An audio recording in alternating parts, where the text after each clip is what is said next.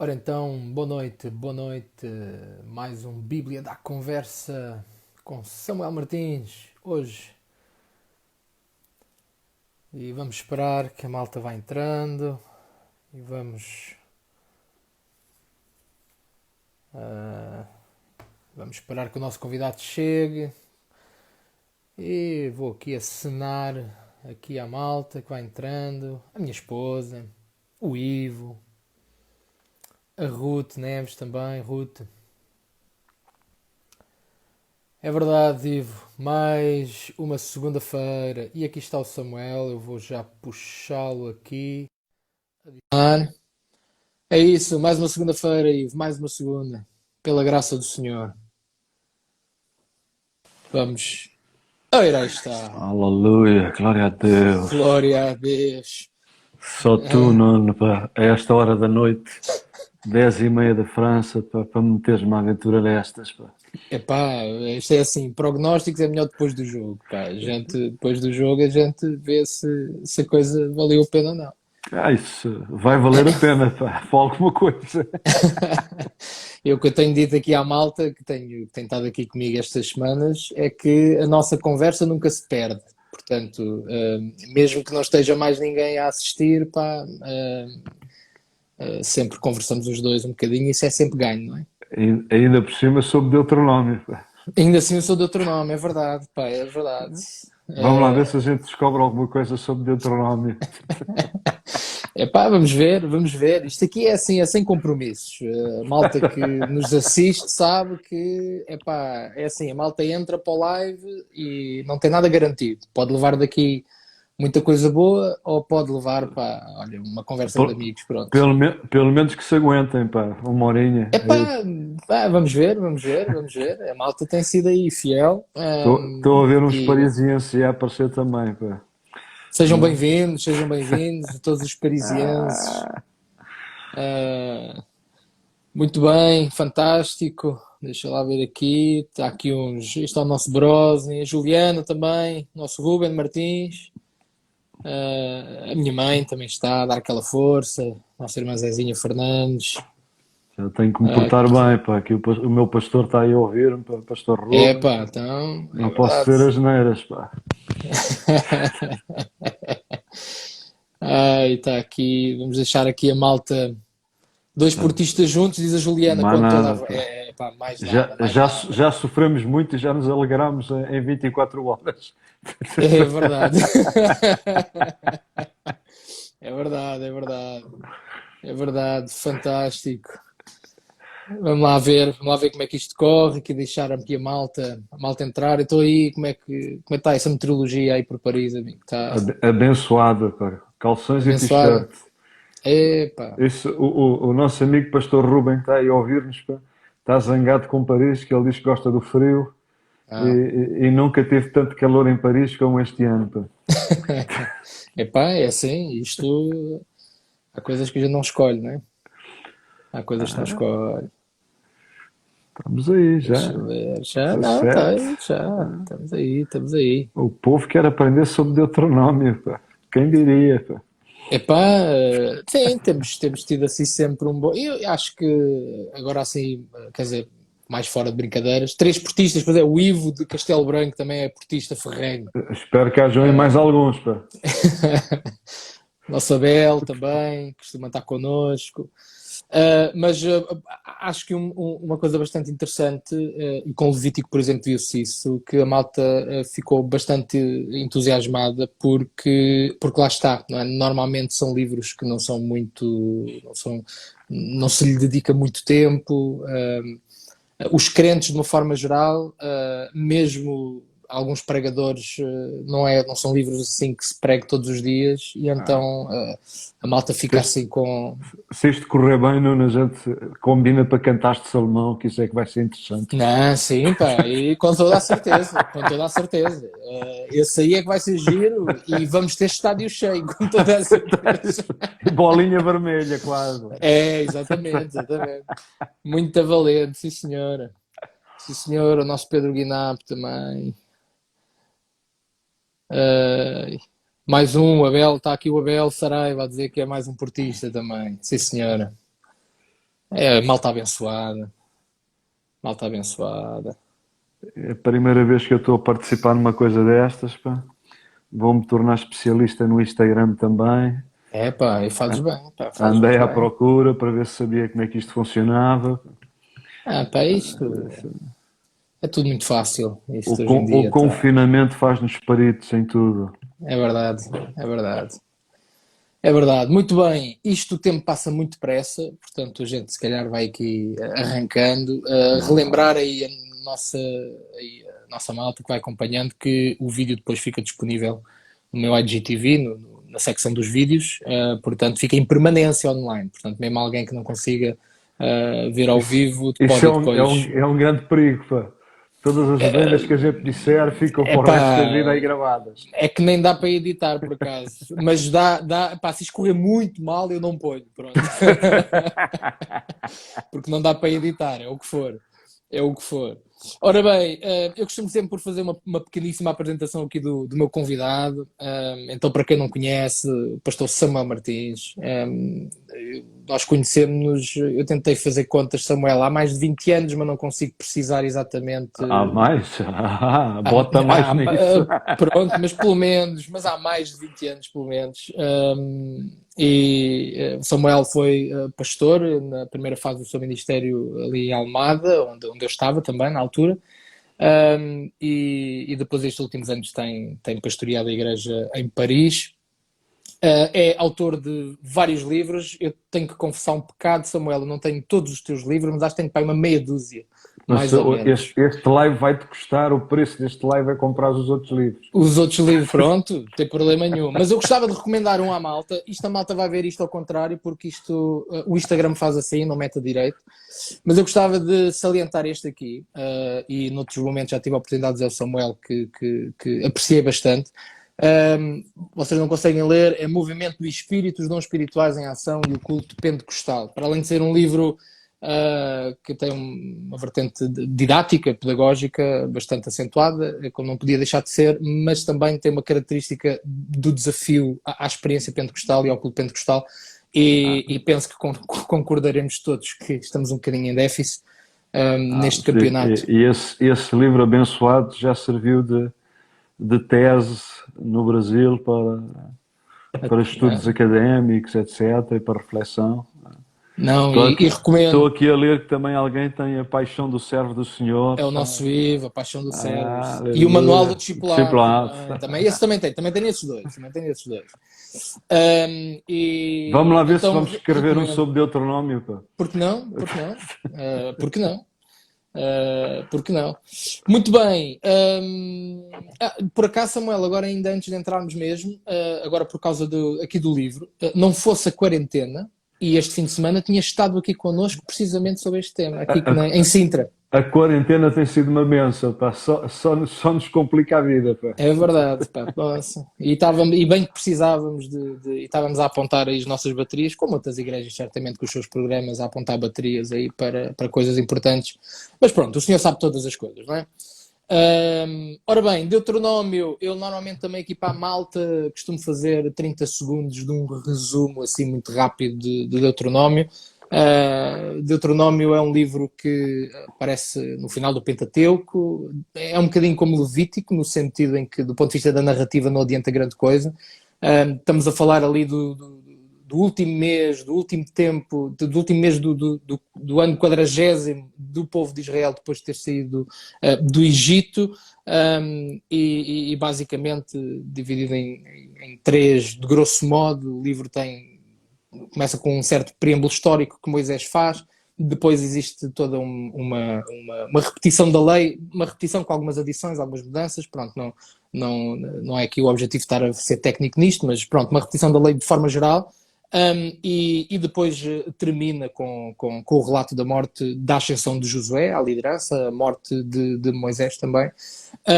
E a primeira pergunta, porque isto não é propriamente uma entrevista, e vou já depois passar para ti, Samuel, para tu trazeres o texto, mas eu tenho aqui uma pergunta que fiz ao Paulo Rosa relativamente a Levítico, Ui, e gostava que tu também pudesses mas dar. o Paulo Rosa é teólogo, pá. Eu sou um amador. Não, é muito simples, é muito simples.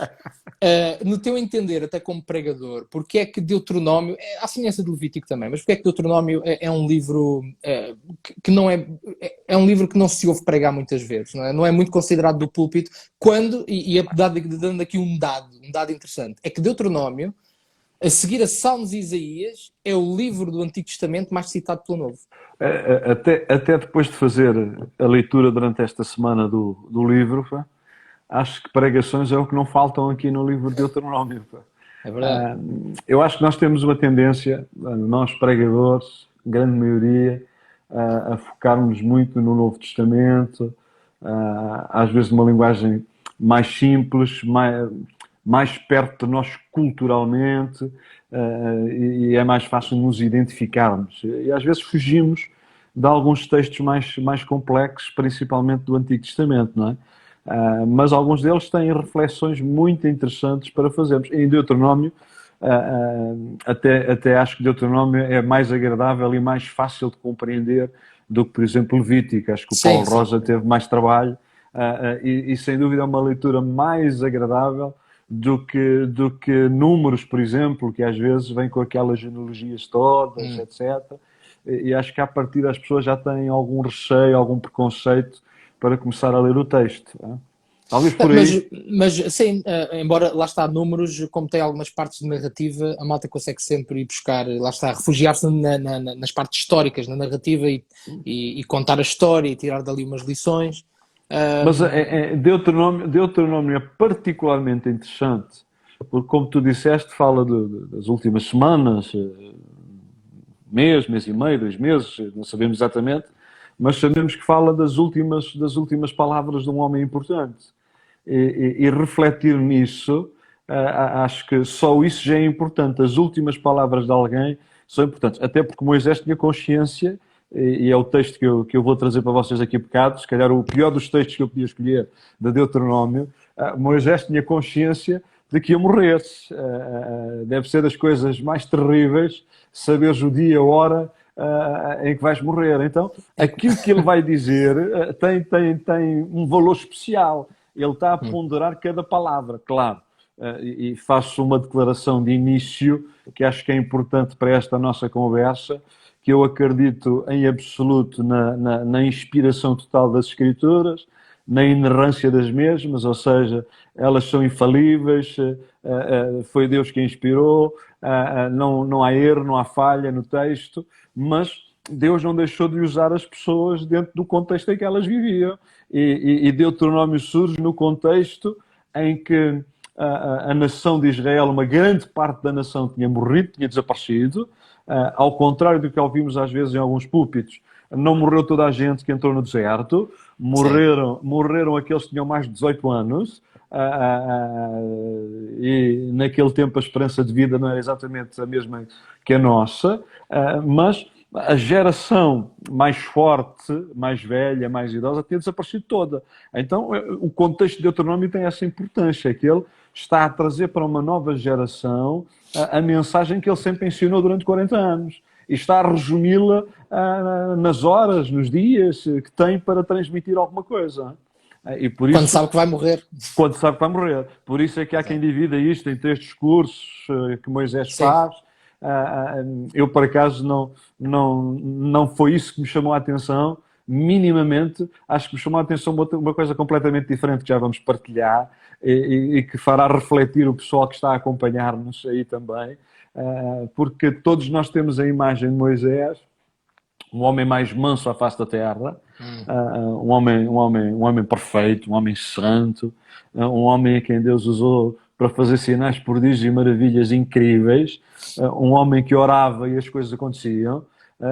Às vezes.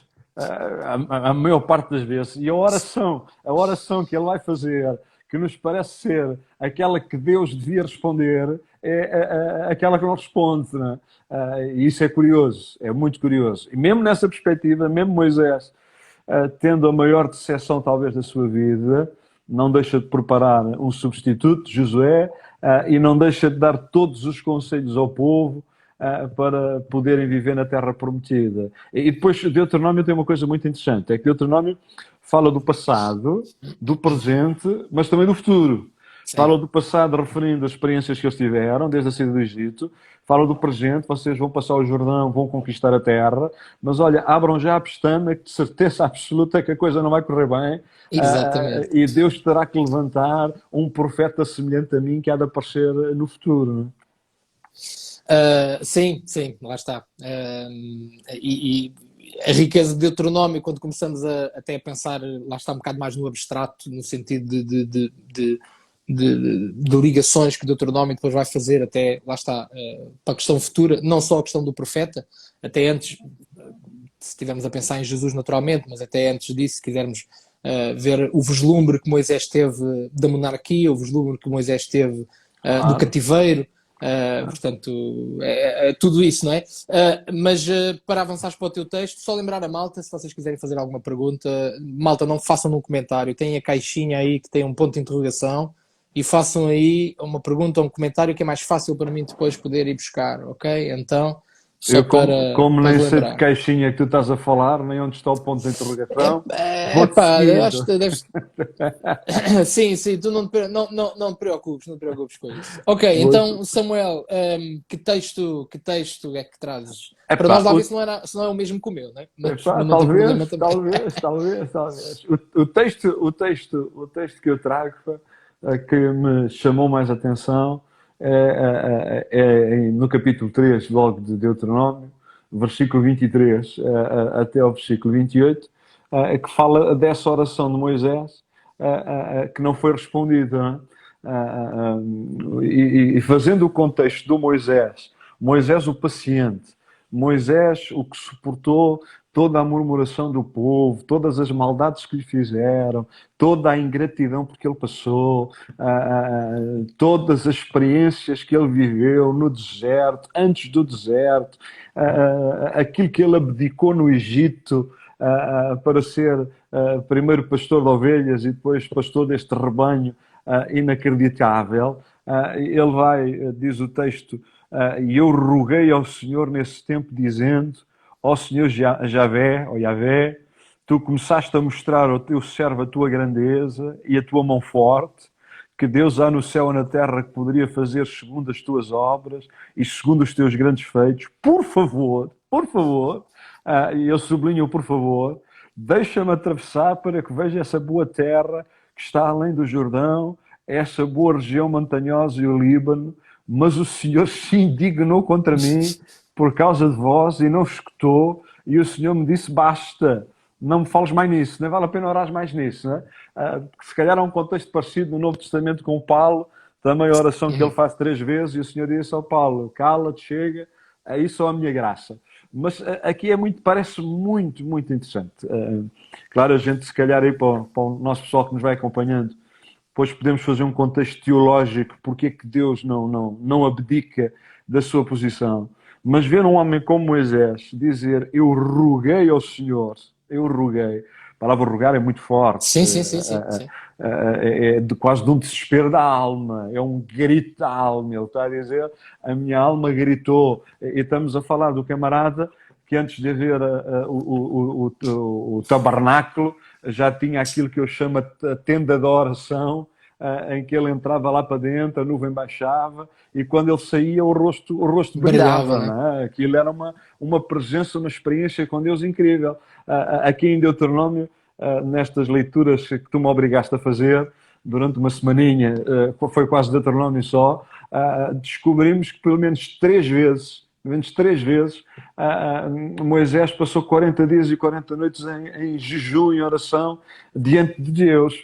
Então era alguém que tinha uma comunhão, uma paixão, uma partilha, uma intimidade com Deus incrível. E quando diz que ele pede uma coisa ao Senhor, rogo-te, e o que é que ele pede? Olha, peço que os 40 anos de sacrifício que eu tive a aturar esta rapaziada não acabem no Jordão, mas pelo menos Que eu possa passar passar para o e outro lado. possa ver. Já não digo que possa ver muita coisa, mas por menos que possa dizer que cheguei lá.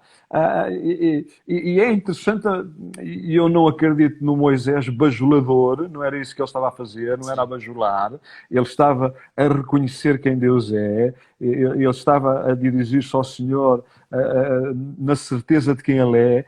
Tu mostraste ao teu servo a tua grandeza, e não há na Bíblia, tirando a pessoa de Jesus, mas isso é numa relação, numa dinâmica da divindade, não há na Bíblia ninguém que tenha tido uma relação de tanta intimidade, por menos relatada com este pormenor como Moisés. Sei lá, talvez o Enoque, que andou com Deus e depois foi levado para o céu, mas não temos relato dessa intimidade. Com Moisés temos, no monte, na tenda de oração, nos milagres. Então, Moisés sabia o que era a grandeza de Deus. Começaste a mostrar-me. Sim, Isto também é curioso. Sim. Começaste. E o que ele já tinha visto naquela altura. Eu fico abismado. Como é que alguém como Moisés pode dizer que começaste a mostrar-me? Vejam lá como é que nós estamos. Sim. Exato. Se para ele era só começaste a mostrar, para nós então nem sei como é que é de descrever, não é? Nem sei como é. Começaste a mostrar-me a tua grandeza, a tua mão forte, que tu és Deus no céu. Não tenho dúvidas nisso, os teus feitos incríveis, eu experimentei isso tudo. Mas olha, Deus, eu gostava de trocar uma parte disso por poder passar o Jordão. E talvez, não sei se o pessoal que nos está a acompanhar compreende o porquê que Moisés não pôde atravessar o Jordão. Por uma coisa tão banal para nós, parece-nos tão banal quando lemos o texto, em vez de falar à rocha para sair lá a água, diz que lhe deu umas castadas, umas vergastadas bem dadas para a água sair, e isso deixou Deus tão indignado, tão indignado. E quando eu olho para aquilo que o povo fez, sei lá, olha, o irmão dele, Arão, que fez um bezerro de ouro, e se calhar isso também nos levaria a uma meditação muito interessante. Fez um bezerro de ouro, foi um idólatra, mesmo assim, por causa da oração de Moisés, não perdeu o ministério. Manteve o ministério até ao fim. A irmã dele, a Miriam, uma murmuradora malandra, ficou leprosa, mas ele orou, e Deus, o povo, tantas vezes foi indigno, vezes que Deus até trouxe serpentes no deserto para os matar, e lá foi o Moisés orando e tal, e Deus respondia sempre. E Moisés, porque deu uma castada na rocha e não falou, não o deixou entrar na terra prometida. Porquê? Por causa do contexto de Cristo. E se calhar descobrir Cristo no Pentateuco, descobrir Jesus nos escritos de Moisés é muito interessante. Já uma primeira vez Deus tinha-lhe dito, olha Moisés, fere a rocha. Não é?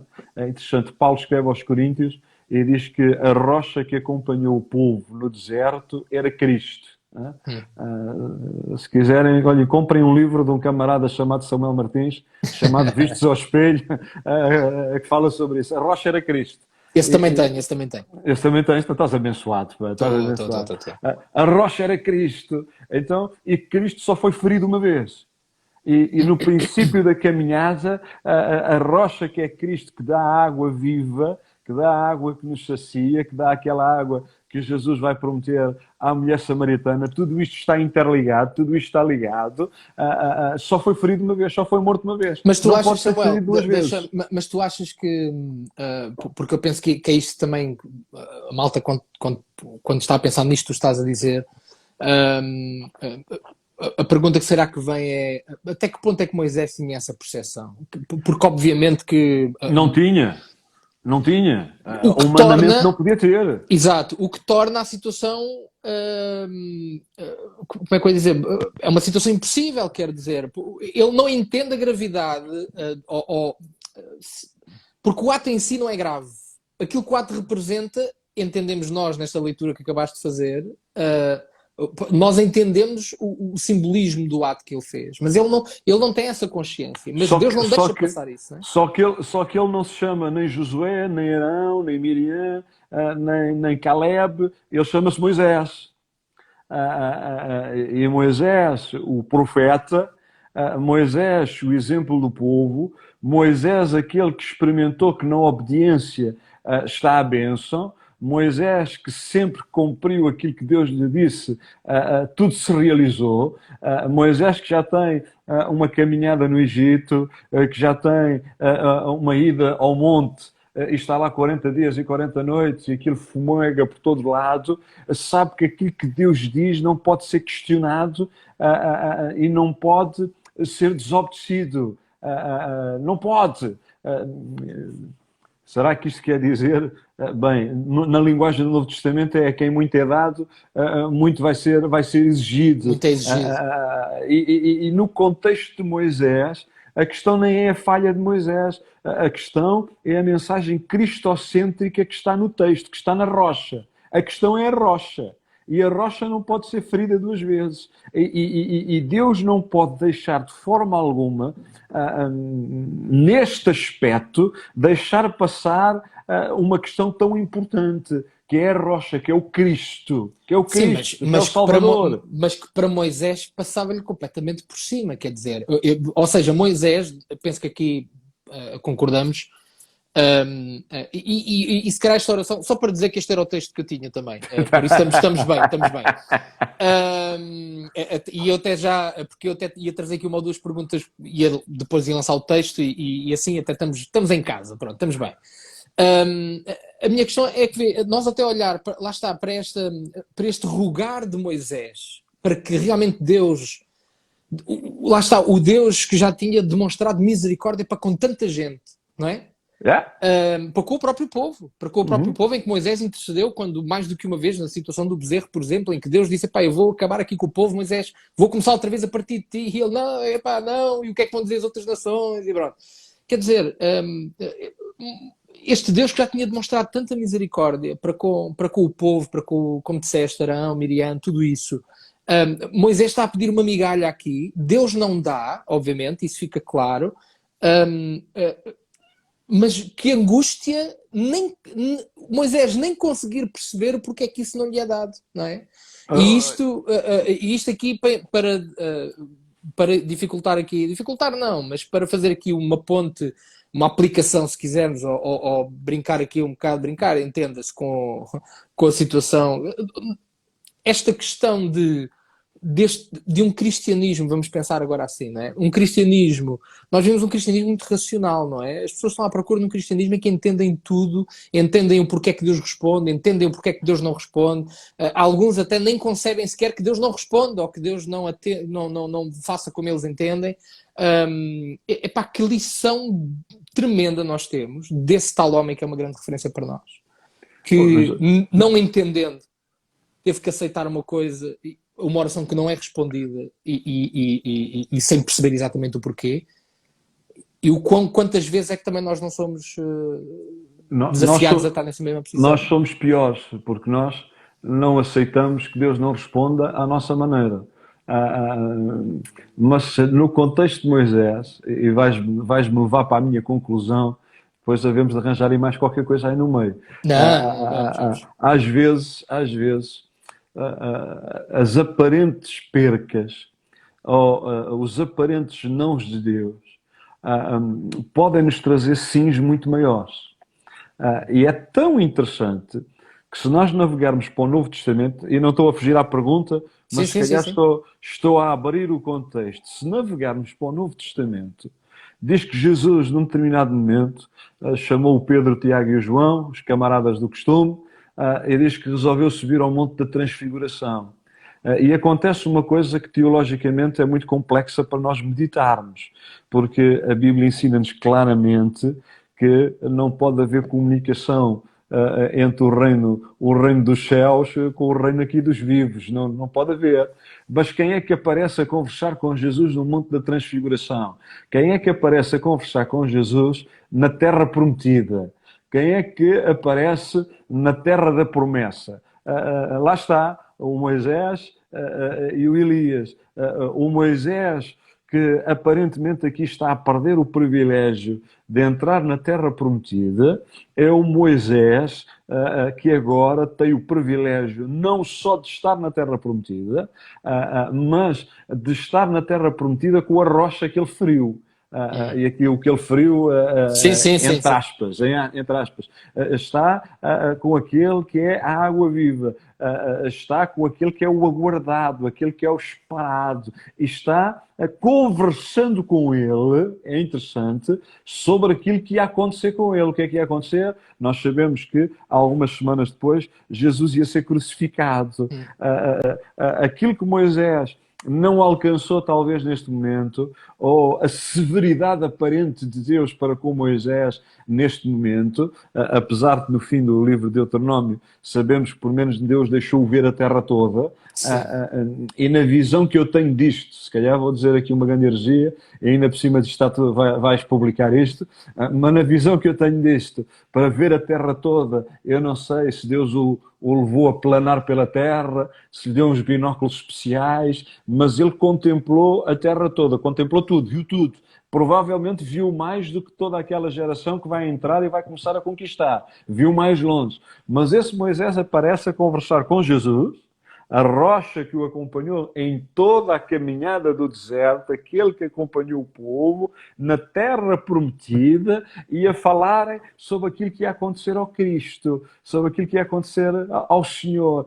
Então, esse Deus que aparentemente é de uma severidade violenta, violentíssima, tinha uma visão mais longínqua das coisas. E acho que isso para a nossa vida pessoal e espiritual é muito importante. Pelo menos para a minha tem sido.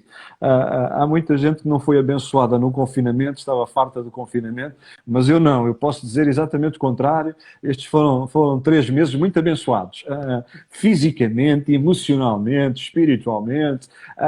Às vezes aquilo que nós não entendemos e não compreendemos e não vemos e não estamos a apalpar neste momento e que parece um aparente não de Deus, uma violência de Deus, uma maldade de Deus, pode significar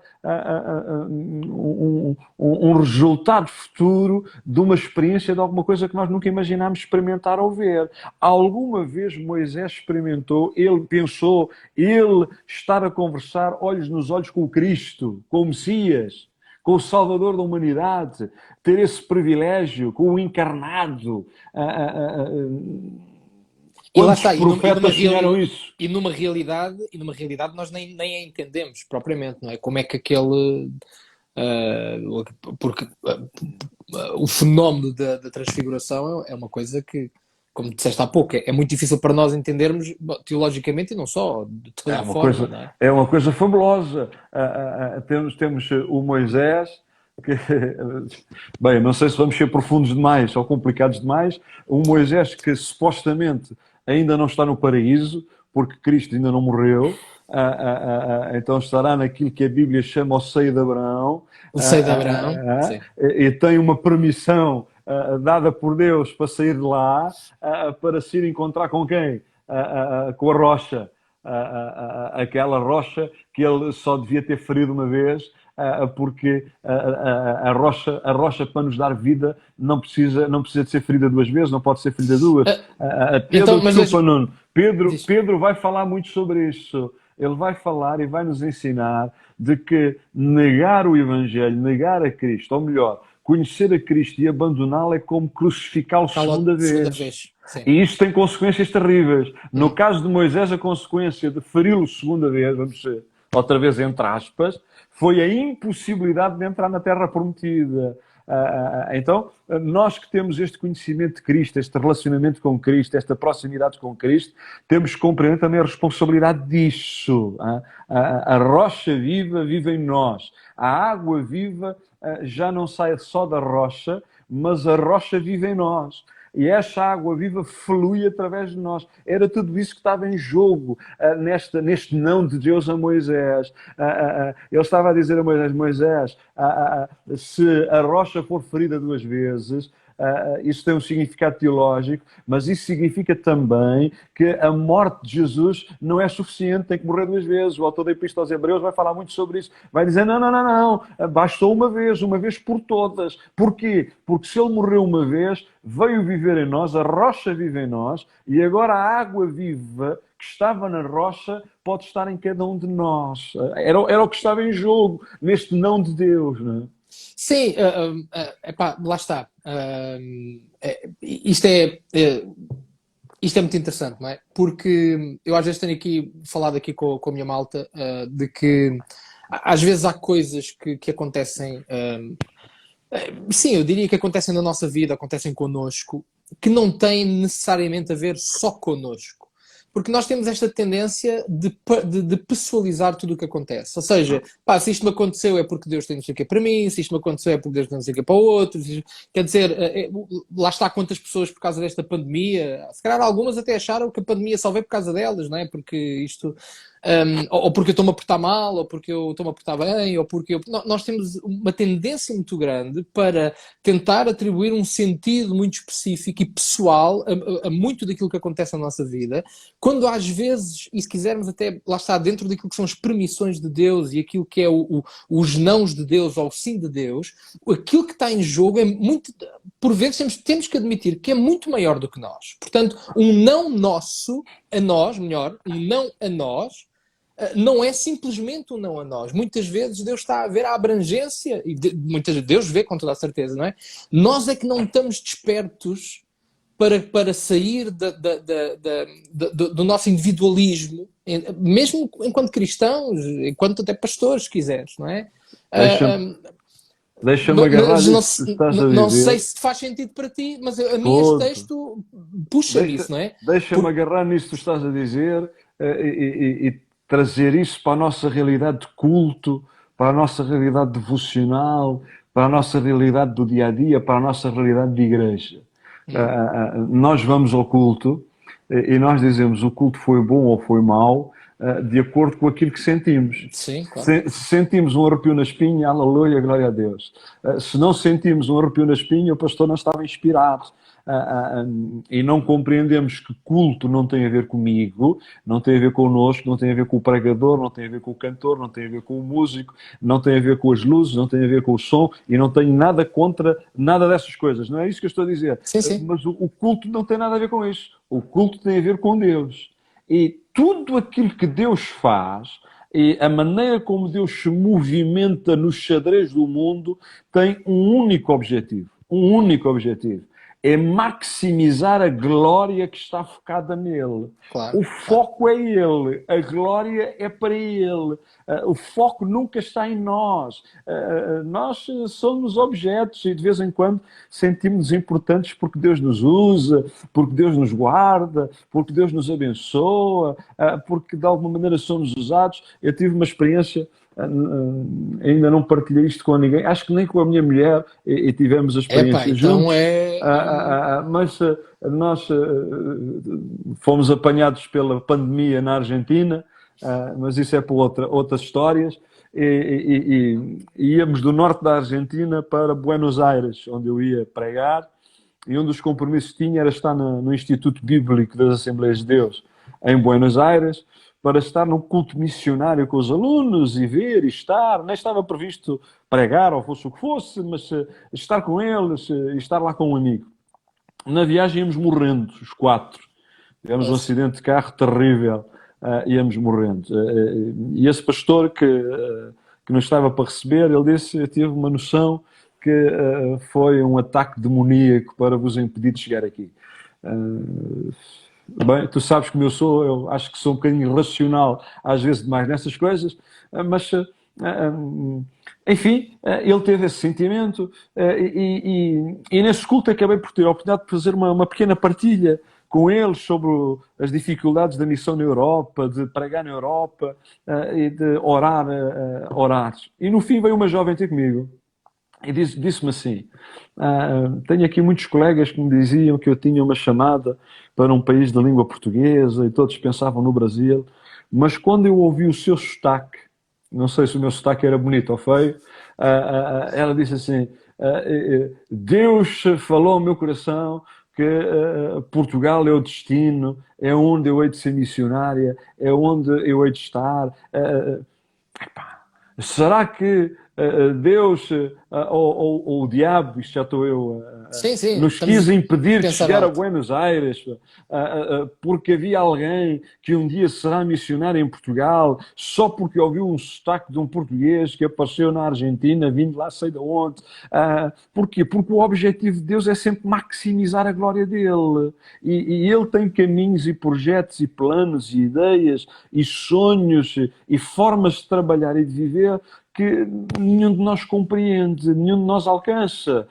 E às vezes o Deus dizer a Moisés, não, tu não podes entrar na terra prometida, talvez também tenha sido o último teste à mansidão de Moisés, à humildade de Moisés, ao exemplo supremo de Moisés de ser obediente. Porque Moisés é aquele que vai escrever que Deus vai levantar um profeta semelhante a ele.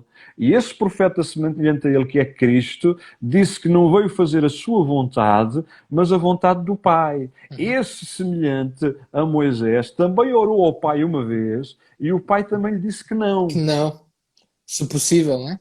Se possível, passa de Se mim esse cálice, que o possível. Pai disse não. E ele disse também, orou 3 vezes, não. Não, Sim. não. E o que é que Moisés vai fazer? O que é que Moisés vai fazer? Vai ficar zangado? Porque é o que acontece connosco tantas vezes. Epá, quando eu saí do Instituto Bíblico, vocês não, que eram pessoas muito mais espirituais, Ui, ui, ui. pensava que ia ganhar o mundo, que isto agora é que ia ser, todos os outros estavam enganados, etc. Gente, somos aleluia, glória a Deus e tal. O que é que Moisés faz? Fica zangado, fica aborrecido por Deus não ter feito aquilo que ele mais desejava? Não! Vai instruir o povo da melhor maneira que ele sabia e, principalmente, vai exaltar Josué. Uhum. Josué, com certeza que vai ter o ministério que tem por causa da sua relação com Deus, mas Moisés, a Josué, é introduzido na autoridade para liderar o povo como liderou, por causa da intervenção de Moisés. Porque o texto vai mostrar, e Deus vai dizer a Moisés, olha, prepara o Josué. É o que diz aqui no final do texto, É assim versículo o 28, né? 28? Dá Sim, instruções a Josué, fortalece-o, sim, sim. encoraja, porque ele vai atravessar adiante deste povo e o fará possuir a terra que tu verás. Tu não vais entrar, tu vais ver. Mas olha, tu vais preparar o Josué. Vais preparar como? Tu que estás desanimado, estás triste, estás zangado, estás aborrecido, que não compreendes porque é que eu disse não, que devias amoar um bocadinho, que é o que a gente faz. Por menos eu, vocês não. Todos os que me estão a ver são todos santos, perfeitos, são arcanjos, com asas, aurelas e tudo. Mas eu não. Fico um bocadinho amoado. E o que é que Deus diz? Olha, tu que estás assim abatido, desanimado, vai dar instrução a Josué, vai fortalecê-lo. Vai encorajá-lo ao Senhor, mas eu é que preciso ser encorajado. Vai encorajá-lo, porque tu vais observar com os olhos, mas ele é que vai atravessar o Jordão. E lá está, é um desafio, não é? Seres tu, quer dizer, tu vais encorajar a pessoa que vai ter o privilégio de fazer aquilo que tu querias fazer. E este, não é? E lá está, é o teste ao caráter, pá, Há coisas que nós não brutal. compreendemos, há coisas que nós não alcançamos, há coisas que nós não percebemos, mas, e já que estamos a falar nesta cooperação ministerial, Paulo fala muito sobre isso, Moisés José está aqui a falar sobre isso, o reino nunca é nosso, Uhum, a claro. igreja nunca é nossa. Nunca. Nunca. Nós somos semeadores, somos regadores, nós semeamos, nós regamos, nós damos um jeitinho com a enxada para a direita e para a esquerda, mas quem dá o crescimento é Deus. Adeus. Deus é que tinha o propósito, Deus é que tinha o plano, Deus é que tinha o objetivo, Deus é que tinha o caminho, Deus é que tinha a forma. Há muita gente que ainda vive preocupada com aquilo que a glória humana nos possa trazer. Eu tenho cada vez mais consciência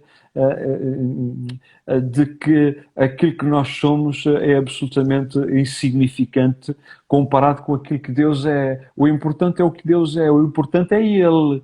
O importante do foco é Ele. E acho que nós perdemos muito esta ideia do foco de Deus. Quando Moisés recebe não, ele diz: o foco és tu, Deus, tu sabes melhor do que eu. Não era isto que eu queria, não era isto que eu desejava. Ele até podia dizer: eu acho que não era isto que eu merecia. Exato, sim.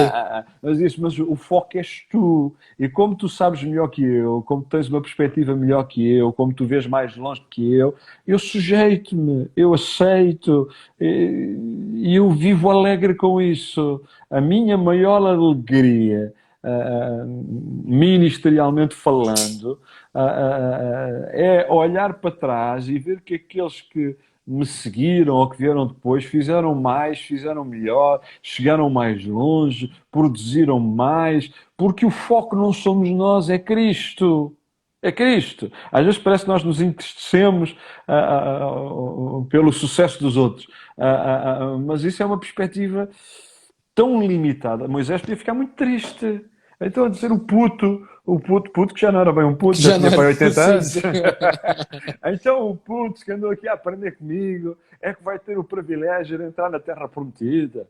Podíamos dizer o mesmo de Davi. Dizer assim: no meu coração eu desejo construir um templo, juntei o dinheiro, juntei as Sim, massas, tudo, e o filho é que vai desfrutar da herança. Não! O foco tem que ser Deus. E Deus tem uma visão maximizadora do seu propósito. Qual é o seu propósito?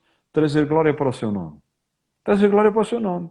E em tudo aquilo que nós fazemos e dizemos e pensamos, ele tem que ser glorificado. Só isso. E essa é cada vez mais a minha perspectiva de vida. Antes de eu passar aqui, tá, que temos aqui duas interações nas nossas perguntas, mas e o tempo passa rápido, que isto aqui Olha que agora apareceu aí outro teólogo aí, o Bruno Malheiro. O Bruno Malheiro, para complicar isso. Um abraço ao Bruno. Lá está, penso que uma das falhas, talvez, na vida cristã, de uma forma geral, é porque o nosso grande desafio é a obediência, não é? Nem sequer são os resultados, o nosso alvo nem sequer são os resultados, são a obediência, não é? Porque Deus não nos chama, e eu acho que tenho dito isto algumas vezes aqui à minha malta, e porque vai exatamente de encontro àquilo que tu estavas a dizer, e a este texto que estamos a ver. Deus nem sequer nos chama para nós concordarmos com Ele, não é? Porque não é essa a chamada. A nossa chamada é uma obediência em fé. Yeah. Deus não nos chama para nós o compreendermos totalmente, porque é impossível. Deus não nos chama para nós fazermos, se concordarmos com o que Ele... Não. E muitas vezes a obediência é a custo de uma certa contrariedade, mesmo que seja momentânea. Eu não estou a ver Moisés nesta situação dar um sorriso na cara logo 5 minutos depois. Saltar de alegria e fazer uma festa. Eu acho que isso é completamente... Não faz por muito... Bom, teve que digerir, teve que encaixar e teve que andar e teve que fazer o que está certo, não é? Mas Nuno, esse é o grande problema da Igreja hoje, que nasce desde a teologia liberal da Alemanha, que é a ideia, aquilo que eu não compreendo em Deus não pode ser verdadeiro. De certa maneira, estamos a voltar a criar deuses à nossa própria imagem. Por isso é que eu comecei por fazer um ponto de honra, dizendo que eu acredito na inspiração total e absoluta das Escrituras, na revelação das Escrituras, que as Escrituras não têm falha, não têm erro. O problema, quando nós não entendemos, não alcançamos, não chegamos lá, nunca está nas Escrituras, está em nós, está nas nossas limitações. E nós criamos crentes muito habituados a pensarem, a trazerem para a igreja a mentalidade do mundo. Tem que haver resultados. Uma empresa de sucesso no mundo é uma empresa que cresce, que produz resultados, que produz dinheiro, que produz isto, que produz aquilo. Então, a igreja só tem sucesso se crescer. Não. A mensagem do Novo Testamento não é que a igreja tem que ser grande ou tem que ser pequena. Não tenho nada contra mega igrejas, como não tenho nada contra pequenas igrejas. A mensagem do Novo Testamento e a mensagem que Moisés está a transmitir a Josué e ao povo é que nós temos que ser saudáveis. Foi Sim. isso que Deus nos chamou a fazer, é sermos saudáveis, igrejas saudáveis. Quando somos saudáveis, vamos dar fruto. Alguns darão fruto a 10, outros darão fruto a 30, alguns darão fruto a 60 e alguns abençoados e privilegiados de Deus dão frutos a 100. Mas quem determina isso não sou eu. E se Deus me chamou para dar fruto a 1, desde que eu seja fiel nisso, o meu galardão será tão grande como aquele que foi fiel e deu fruto a 100. Porque o Porque lá importante está, é que não eu somos seja saudável. o crescimento e o fruto não somos nós que o produzimos, não é? Em É última análise Deus. é Deus, é Deus, É não é? É Deus. Deus. E as nossas igrejas, os nossos crentes e cada um de nós, e eu, Samuel Martins, porque durante muito tempo não percebi isso, tenho que compreender que crescimento tem a ver com o divino, tem a ver com Deus. Nós, com certeza, temos que fazer o nosso melhor, temos que usar os talentos e os dons que Deus nos deu da melhor maneira possível, temos Yeah. que ir à procura de gente que nos complemente para nos ajudar nas nossas fraquezas, mas eu, Samuel, nunca serei um evangelista pessoal. Eu digo muitas vezes a brincar, a falar a sério, que não tenho dificuldades a pregar para 10 mil, mas quando entro no avião e tenho 2 pessoas ao lado, eu levo sempre um livro deste tamanho, que é para o vizinho do lado não ter conversa comigo, porque Pois. a vergonha dá cabo de mim. Eu tenho que ser eu. E eu tenho que deixar que os dons e os talentos que Deus me deu e cumprir o ministério que Deus me deu aonde Ele me queria levar. Aonde é que Deus queria levar Moisés? Epá, infelizmente até à borda do Jordão. Infelizmente para ele, não é? Para ele, até à borda do Jordão. Infelizmente na perspectiva que Moisés teve. Porque eu acredito que quando ele se encontra no Monte da Transfiguração com Jesus, ele há de dizer, bem, foi bem melhor do que atravessar o Jordão a pé enxuto. A Sim. glória foi muito maior, a experiência foi muito maior, a dimensão de conhecimento de Deus. Olha, aquela oração que Moisés fez a Deus, mostra-me a tua glória, acabou por ser respondida no momento em que ele menos esperava, envolto na nuvem da presença de Deus, envolto na glória do Filho. Mais que aquilo é difícil. É impossível. Não é? Mais que aquilo, pá, eventualmente no estado eterno haveremos de ter um. O que um não aparente terrível podia ter na mente divina, tinha na mente divina um objetivo, um alvo, uma visão muito mais profunda. Então, pá, pessoal, rapaziada que nos está a acompanhar, alguns obreiros mais novos, já estou a ficar velhote. O tempo passa rápido, não tem cuidado. Passa, passa, passa, Passa passa. rápido.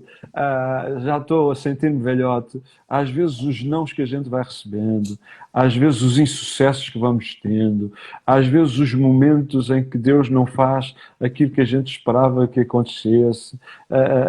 Isso não nos deve trazer um sentimento de culpa, de desespero, de desistir, de desanimar, de voltar para trás. Não! Temos é que cumprir bem o nosso ministério, aquilo que Deus nos dá. E isso não vai ser isento de falhas. Eu acho que um livro que eu um dia hei de escrever, ainda não me sinto preparado para escrever, é falar sobre as falhas dos grandes homens de Deus, que falharam profundamente. E é interessante, grandes homens de Deus que falharam profundamente, mas que apesar disso não perderam o seu ministério. Pois, Pensem no Arão, que fez um bezerro de ouro. Será que há pecado maior do que levar o povo à idolatria? Mas continua a ser o sumo sacerdote. Pensem no Davi, que adulterou, que assassinou, mas continuou a ser conhecido como um rei segundo o coração de Deus. Pensem no Moisés, que feriu a rocha, e não devia ter feito, perdeu a possibilidade de entrar na terra prometida, mas é considerado o homem mais manso que alguma vez passou na terra. Uau! Todos nós vamos falhar, todos nós vamos ter quedas, todos nós vamos ter fraquezas, todos nós vamos desiludir-nos, todos nós vamos desiludir alguém, todos nós vamos... sim, e é nesses tempos que Deus mais trabalha em nós. nós, eu penso, e até este ano, numa das capelas do Instituto Bíblico, tive a oportunidade de partilhar, e eu penso que falei qualquer coisa nesse âmbito, de que Quer dizer, Deus quando nos chama, Deus é aquele que tem expectativas corretas sobre nós mesmos, não é? Nós é que, Deus quando nos chama, Deus sabe, e quando é uma chamada real, e para a sua obra, para o ministério, obviamente que Deus que conhece todas as coisas, conhece as nossas imperfeições, conhece os nossos mais, os nossos menos. Deus sabe quem está a chamar. Nós é que estamos iludidos, porque achamos, muitas vezes, que lá está, vamos cumprir o ministério de uma forma de charã, e depois os primeiros a quem nos iludimos somos nós mesmos, não é? Porque depois percebemos que a coisa não vai. Samuel, isto o tempo passa muito depressa, vamos só ver aqui o Ivo. Diz aqui, Moisés é um dos maiores exemplos de investir na continuidade. Isto por causa Do Josué. do Josué. Sem dúvida.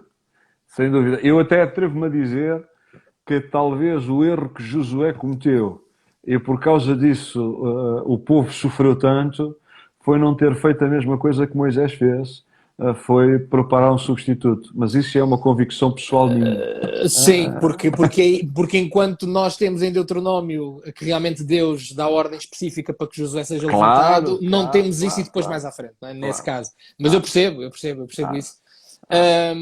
E dava outro assunto, Samuel. Aqui o André também, há pouco já pus, o André também colocou que importa que ele cresça, não é? E que eu diminua, porque realmente é Cristo, não somos nós, não é? O foco tem que ser esse. E esse tem que ser o foco para nós, para os jovens obreiros, para os jovens crentes, para aqueles que o Senhor está a chamar. 99% daqueles que vão sair do Instituto Bíblico vão pastorear igrejas com menos de 100 pessoas. Isto, se calhar, é para outra discussão que a gente há de ter.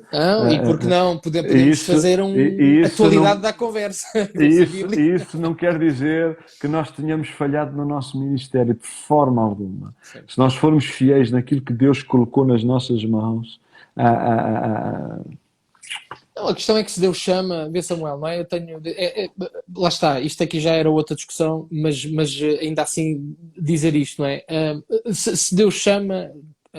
as circunstâncias, a chamada de Deus não está dependente das circunstâncias. Deus chama, Deus conhece as circunstâncias do futuro, não é? Ou seja, se Deus chama, chamou é porque há lugar para nós. E há lugar para nós com as características que nós temos também. Porque acho que uma das grandes falhas que se calhar todos nós num princípio cometemos e se calhar continua-se a ver hoje, uns mais, outros menos, é porque Deus não nos chamou para cumprir o ministério do outro, não é? Deus chamou-me porque Deus sabe quem é que chamou. Deus, quando chamou o Nuno, não chamou o Zé Tó, quer dizer, não sei se tem algum Zé Tó a ver, mas pronto. Mas com as características ministeriais que tem, claro que nós temos que também melhorar e temos que ir crescendo, amadurecendo, mas claro. Isso aí não está... E Nuno, e todos nós temos coisas uns dos outros. Sim, claro. E essa é uma riqueza extraordinária. E em jeito de conclusão desta nossa reflexão... Sim, que só temos 3 minutos, amigo. 3 minutos. Sei, alguém falava aí da continuidade. O foco tem que ser esse. Tem que ser a continuidade. Todos nós legamos alguma coisa. E vai haver continuidade. O verdadeiro sucesso ministerial é a continuidade. Todos nós diferentes, todos nós com as nossas falhas, com as nossas limitações, com as nossas capacidades, com os nossos talentos, e todos nós nos podemos completar uns aos outros. Moisés deixou que Josué cumprisse aquilo que ele não pôde cumprir. Então, olha, vamos deixar que Deus levante todos para cumprirem aquilo que nós já não somos capazes de cumprir. Sim, lá está. Que as coisas não nos acabem nas mãos, não é? Eu acho que essa é a pior coisa que pode acontecer. As coisas acabarem-nos nas mãos significa que alguma coisa realmente aí não correu de todo, não é?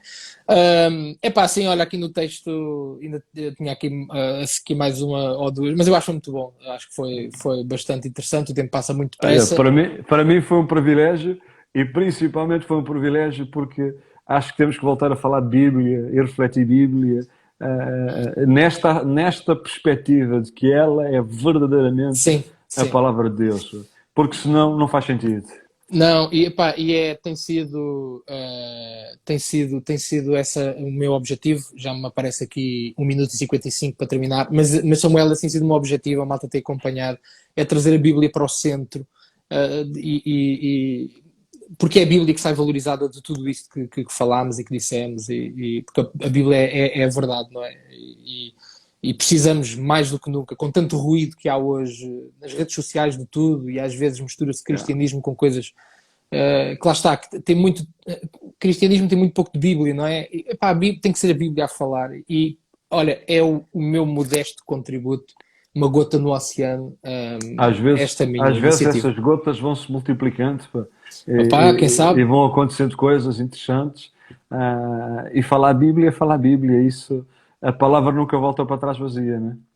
Muito bem. Espero por ti encantaste Salomão, pá, vamos já Não, preparando. pá, e quem sabe até alguma coisa antes ainda, porque se eu vou fazer isto Claro, pela ordem, e se calhar vamos ver. Malta, obrigado claro. por terem assistido. O vídeo vai ficar disponível na secção ali dos meus vídeos. Próxima segunda-feira vou voltar a estar com o Paulo Rosa para fecharmos Levítico, já tinha anunciado isto. Vamos acrescentar um pouco mais Levítico, a coisa ficou assim um bocadinho no ar. E Samuel, muito obrigado pela tua Prazer foi presença. meu, foi uma honra estar com vocês. Espero que tenhas Abraço para gostado, vocês todos. espero que tenhas gostado da experiência. Podemos repetir sempre que quiseres. Pronto, e há de ser mais vezes, com toda a certeza. Muito bem. Ok, Deus malta. abençoe, amigos. Deus vos Paz. abençoe muito e até a uma próxima, se Deus quiser. Vá, Samuel, tchau. Obrigado.